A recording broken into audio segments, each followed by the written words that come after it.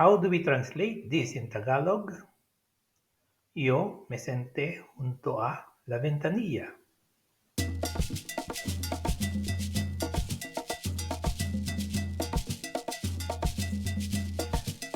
Welcome to my Spanish Tagalog Adventure 2025. These are bits of language equivalents, episode 1, and it's all about junto a. But first, disclaimer, this is my personal learning experience in studying Spanish and I am not an expert on this language. Vamos a ver. So our sentence or phrase today is Yo me senté junto a la ventanilla. Let's break it down. Yo me senté junto a la ventanilla. And the first level translation would be yo ako, me senté, ako ay, umupo ako. Take note that these are the literal equivalents. So, me means ako ay, senté, umupo ako. Junto a, magkasama sa la ventanilla. Ito na pintana. Then, let's do a second level translation. Yo, ako, me senté, ay umupo. Here, I remove the redundant ako.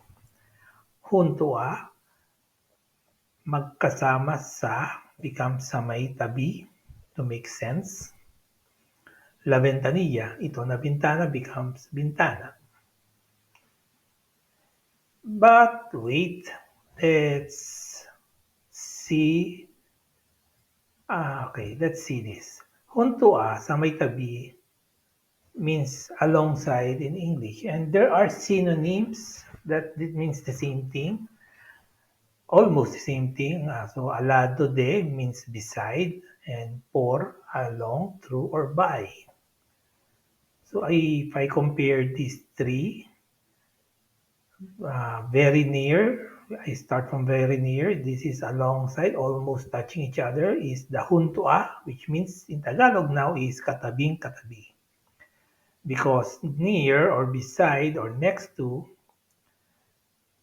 in Spanish, it is al lado de or katabi in Tagalog. And another synonym is the generally around, which is along, by, or through, is the Spanish por or the Tagalog sa. So if we refine the translation of junto a, it now becomes katabing katabi. So, yo me senté junto a la ventanilla becomes ako ay umupo katabing-katabi ng bintana. Let's look for other examples. Caminamos junto a la playa. Naglalakad kami na magkasama katabing-katabi ng beach. Here, if you notice, there's a green text, and this green text is all about some of the, I am recommending to explore it on the next time. And yeah, in the next episode, I will be featuring this topic and this on green text. The yellow text is the one I'm highlighting now, the topic for this episode.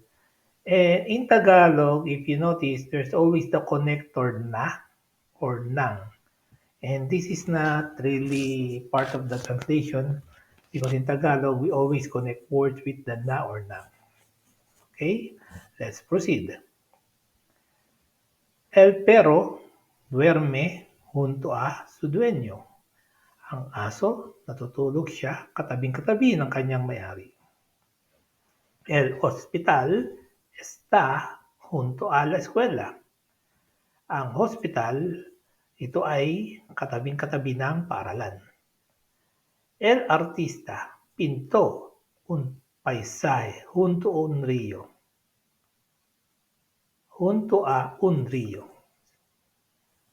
Ang artist, nagpaint siya ng isang landscape katabing-katabi ng isang ilog. or examples.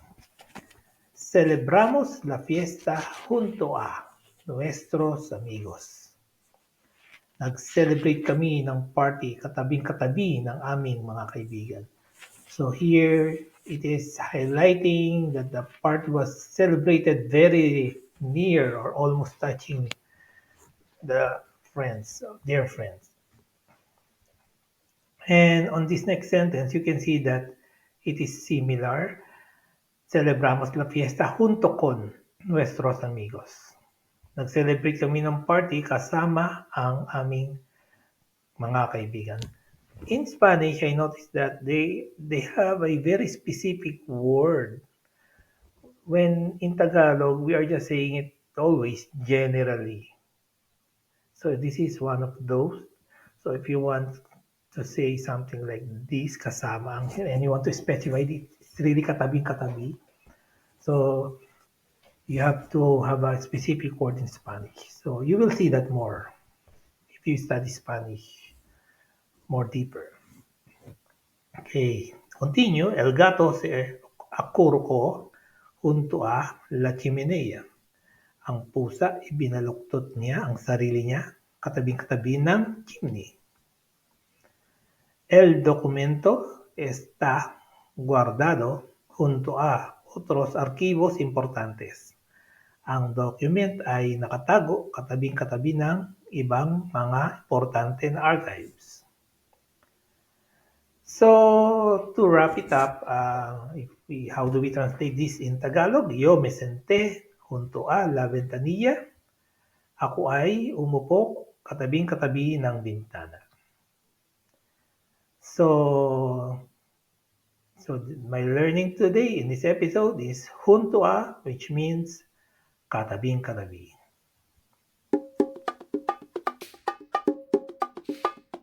Estoy de pie junto a la puerta de la terraza. Thank you for watching.